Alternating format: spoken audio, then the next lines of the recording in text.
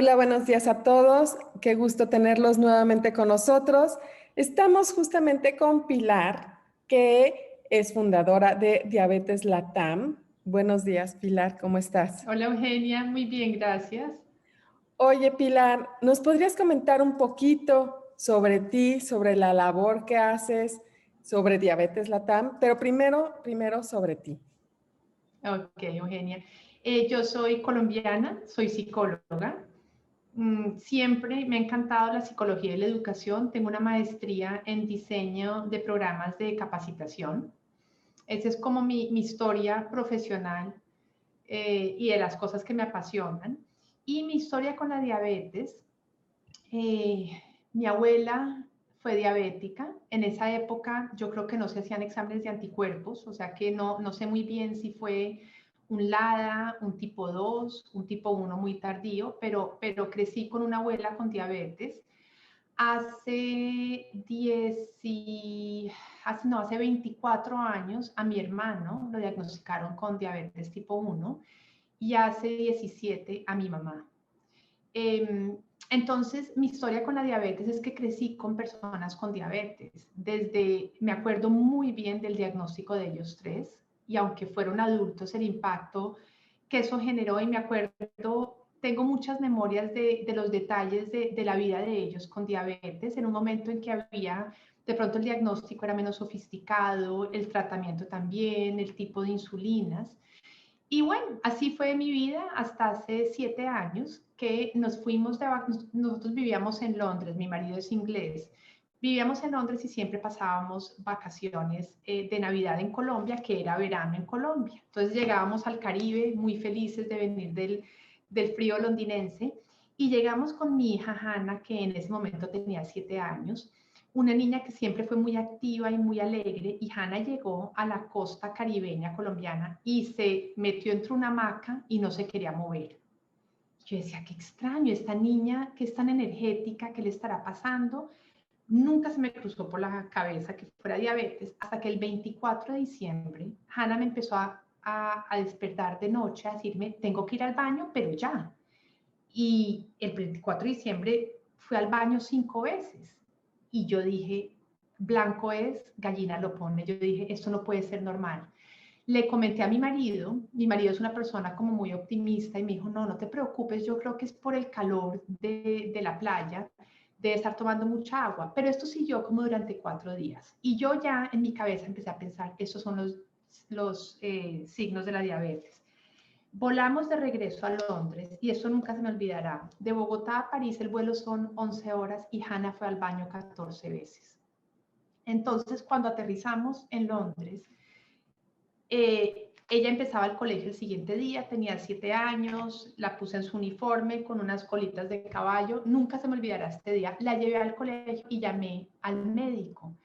Y cuando pedí la cita dije, yo creo que mi hija tiene diabetes tipo 1 y ahí se dispararon todas las alarmas, le dieron cita como a la hora, la llevé y yo llegué con una muestra de orina, o sea, yo creo que yo ya el duelo empezado el 24 de diciembre.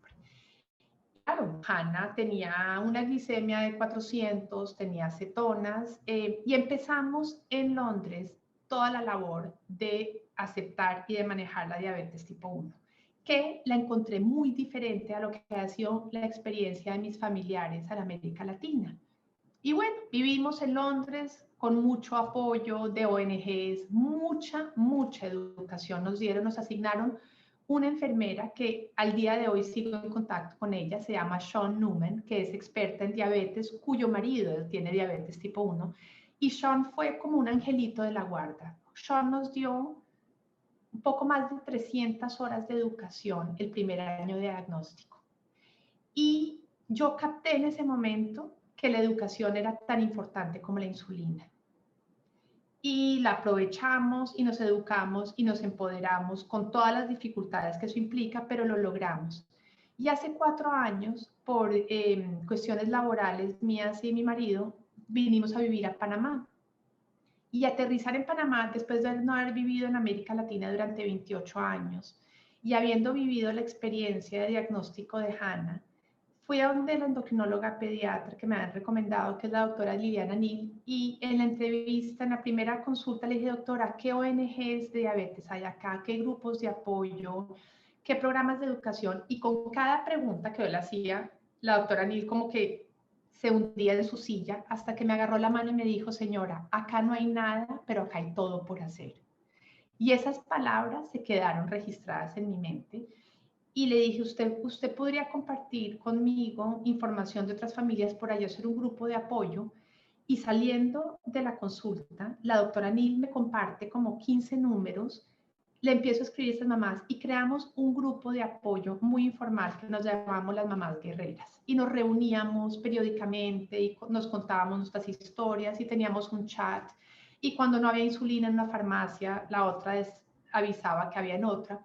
Y este grupo empezó como a formalizarse y yo empecé a pensar, pues no creo que lo podamos dejar acá. Y así fue como decidimos crear una ONG a partir de un grupo de apoyo, pero realmente de toda una experiencia de haber vivido con diabetes a través de mis familiares y a través del diagnóstico de mi hija. Y sobre todo esta diferencia que encontraste entre dos países, ¿no? Como que el haber vivido en Inglaterra, conocer, te dio la pauta y sobre todo porque te funcionó, o sea, todo ese tiempo, las más de 300 horas que te dio la enfermera educadora en diabetes, permeó al final de cuentas y ese es uno de los objetivos principales de la educación, como dejar esa inquietud para poder dar más. ¿Y cómo fue que pasaron estas mujeres guerreras a formar ahora Diabetes Latam? Pues de todas estas guerreras, hubo dos guerreras con que yo empecé a hablar particularmente sobre educación, que fueron Maciel Ríos y Carolina Rueda, también mamás de niñas con diabetes. Y como mi formación profesional es de educación y como viví de una manera tan exitoso el modelo de educación en Inglaterra, yo les dije a Maciel y a Caro, deberíamos hacer algo alrededor de la educación, porque es que, ¿qué es más cierto que en diabetes el proverbio de que a las personas hay que enseñarles a pescar y no darle pescado? Yo te puedo dar, Eugenia, todos los viales de insulina que tú quieras. Y si tú no sabes cómo dosificarlos, cómo corregirte, casi que te estoy dando es una herramienta que te puede hacer daño. Entonces, con Maciel y Caro empezamos estas conversaciones de educación y, y acabamos concluyendo que tanto por nuestras experiencias personales como por lo que estábamos revisando en literatura, que si nosotros logramos crear suficientes herramientas alrededor de la educación en diabetes para niños y adolescentes y para las familias y apoyo, creemos que es un modelo con que casi cualquier familia sale adelante.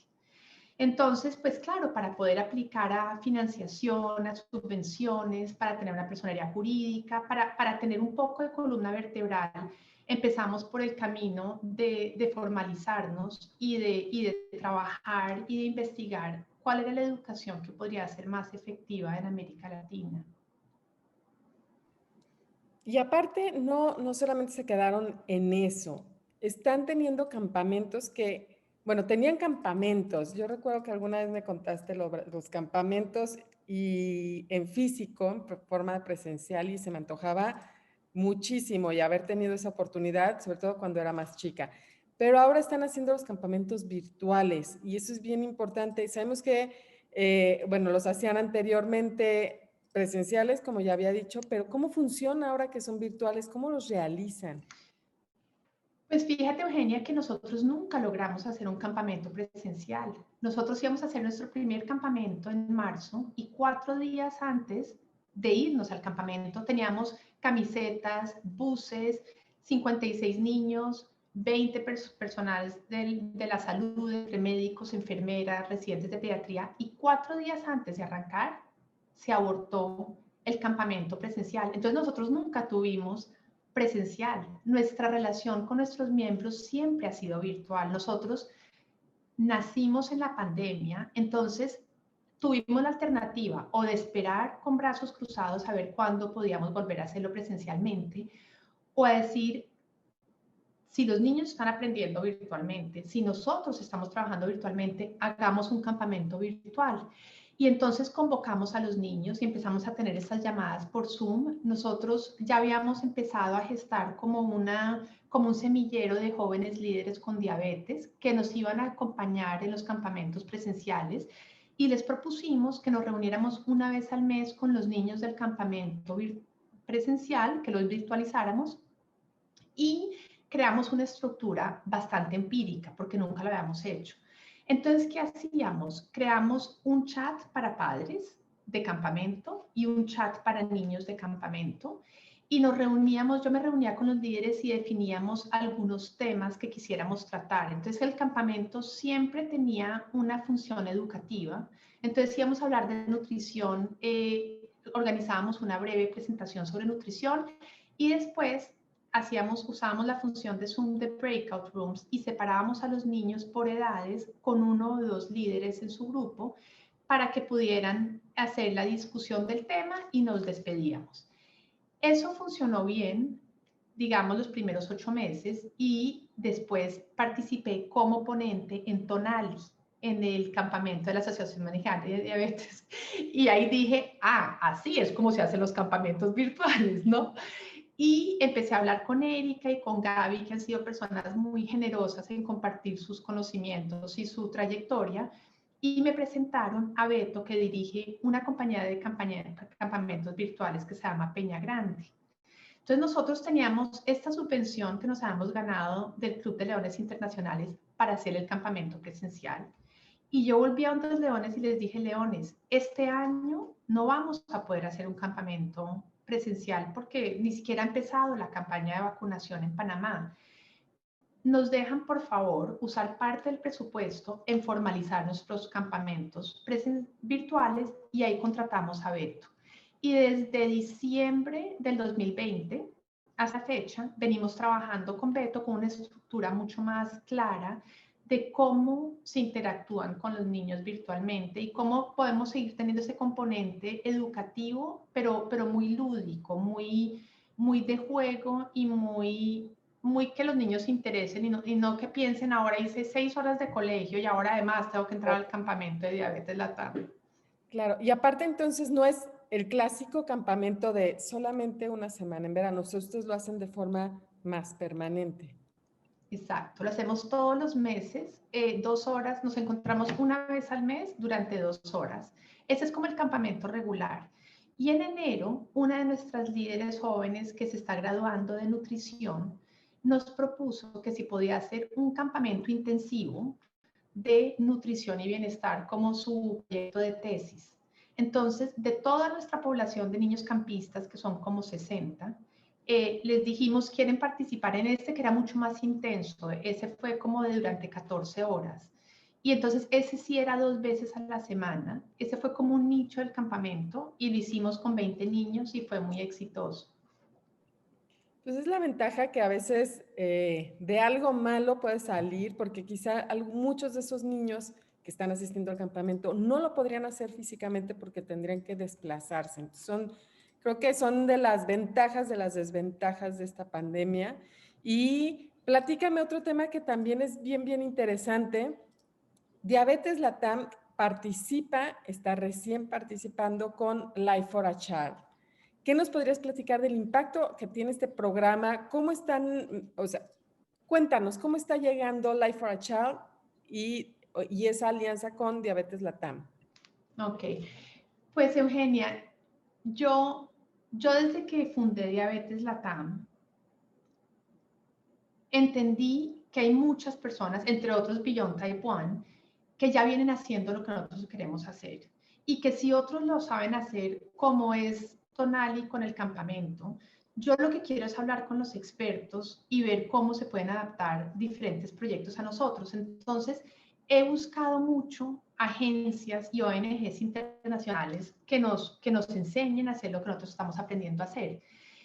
Yo llegué a Life for a Child a través de otra ONG que se llama T1 International, que ellos se enfocan sobre todo en advocacy.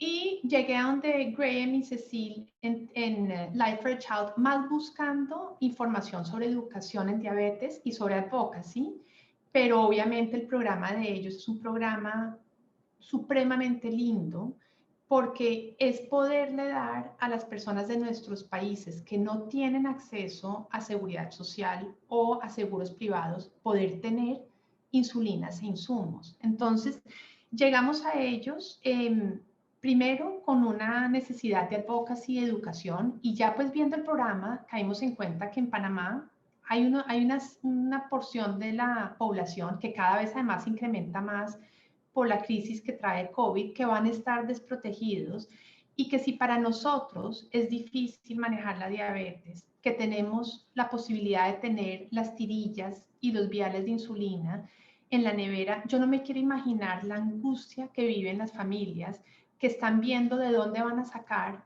En Panamá un vial de insulina cuesta en la farmacia más económica $45.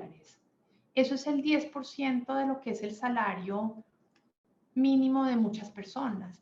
Entonces, ¿qué pasó con Life for a Child? Que hablamos de advocacy, hablamos de educación, y después dijimos, listo, recibamos de Life for a Child estas donaciones con una cosa diferente, Eugenia, y es que nosotros le vamos a dar las insulinas a estas familias a cambio de educación. O sea, no es solamente ven, reclama tu glucómetro y tu insulina y te montas en tu bus y llegaste a tu pueblo, sino ven, entendemos que tú no puedes pagar esto o que te cuesta mucho trabajo, pero queremos que entiendas la importancia de que tú, mamá o papá, y tu niño de cierta edad, te eduques en el manejo de tu diabetes, porque tu insulina va a ser tan importante como tu educación en no tener complicaciones y en tener la vida que tú quieras.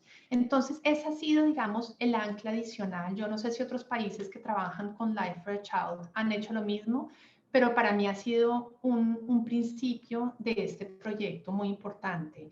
Eso implica trabajar con Life for a Child, implica que Life for a Child te vete como ONG, que ellos sepan que tú eres un compañero confiable. Hemos ido buscando, tocando las puertas de diferentes hospitales públicos porque necesitamos la lista de los niños. Ellos cubren pacientes desde los 0 hasta los 25 años.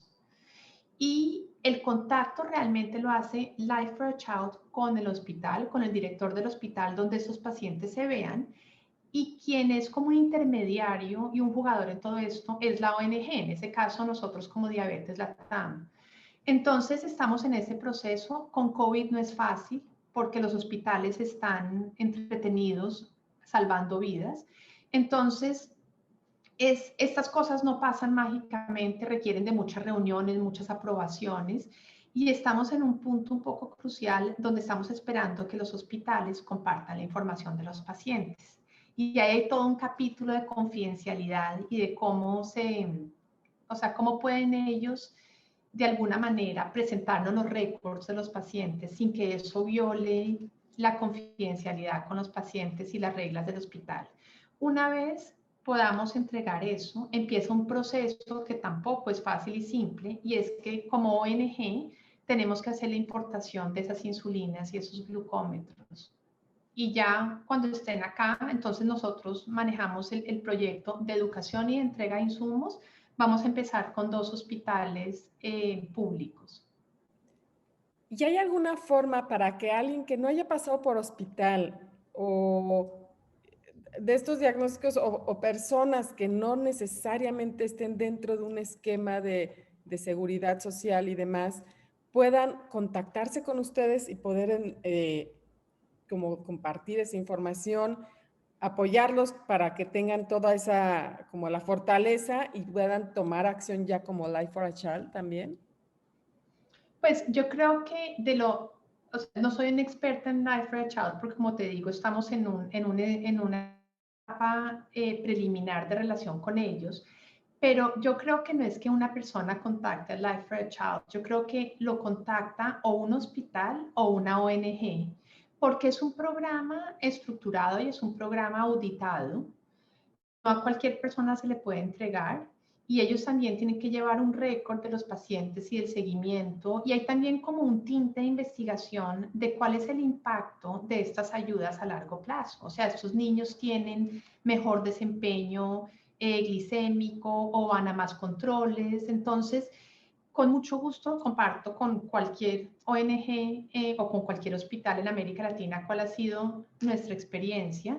O yo creo que también tocando la puerta directamente de Life for a Child se puede seguir este proceso. No es rápido y requiere de muchas horas de trabajo. Claro.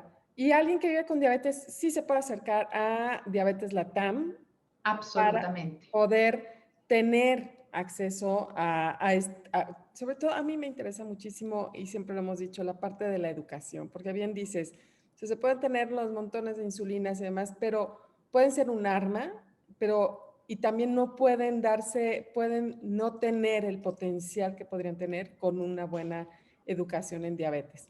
Y ya para terminar, dime cómo pueden ayudar las personas que te están viendo, que estás en Panamá y que quieren apoyarte, que quieren apoyar a Ok. Diabetes Latam. Pues mira, Eugenia, yo diría que la mejor manera de apoyarnos es inscribirse en nuestra fundación. Como nosotros nacimos en pandemia, nos hemos virtualizado en todo. Nuestra página web tiene un botón de inscríbete.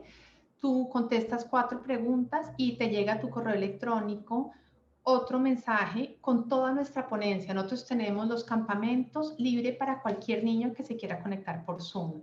Tenemos una plataforma virtual para padres que desde el momento del diagnóstico hasta que ellos se sientan autosuficientes, son como 10 horas de educación online que lo pueden hacer en cualquier lugar del mundo y todo esto es gratis. Estamos desarrollando un web app basado en videos educativos para los niños también cuando son diagnosticados. Y tenemos un programa que se llama Mi Ruta Segura, que es un programa de 12 horas. Todo esto es virtual y todo es gratis y todo es en español. Entonces, ¿cómo nos pueden ayudar a nosotros? Es que la mayor cantidad de personas se afilien y puedan hacer uso de herramientas que son universales y que cualquier persona en cualquier lugar del mundo que quiera educarse en español las pueda usar.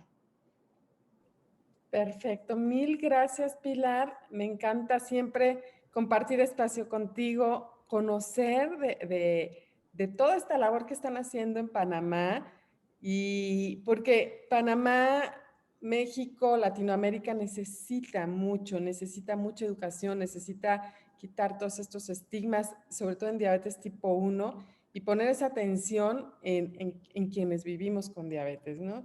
Me dio mucho gusto, muchas gracias.